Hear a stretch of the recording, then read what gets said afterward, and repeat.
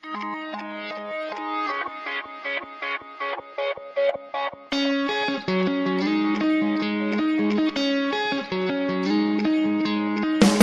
la început erau de-a pururi el și ea, cuvinte dulci și grele adesea îi spunea.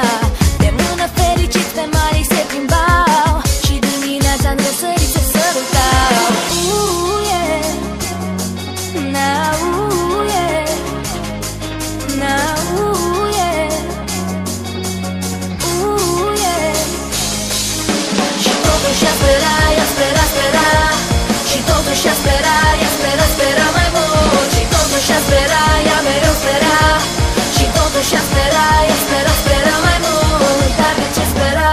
Când totul s-a sfârșit, atunci erau complet distruși. Ei se iubeau și totuși se lăsau conduși. O vorbă, un cuvânt de dor ar fi prea mult pentru ca el și ea să aibă început. Timpul a trecut de când ei nu își mai vorbesc. De-a pururi el și ea nu se mai întâlnesc. Cu toate că ea plânge și încă visează, el nici nu vede, stă în cup și se distrează. Yeah. Now, yeah. Now, yeah.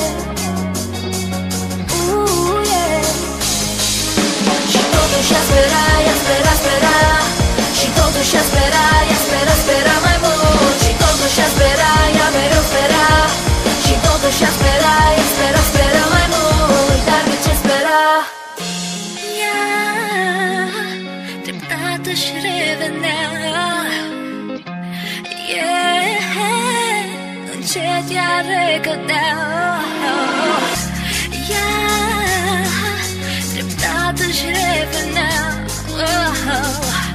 Yeah. Încet ea recădea. Ha, ha, degeaba. Ha, ha, ha, degeaba. Ha, ha, ha, degeaba. Ha, ha, ha, degeaba. Și totuși ea spera, ea spera, spera. Și totuși ea spera, ea spera, spera mai mult. Și totuși ea spera, ea mereu spera. Și totuși ea spera, ea spera, spera mai mult. Dar de ce spera? Păi de ce să spere? De aia, de ce să spere? Că a avut atâtea șanse și n-a făcut nimic.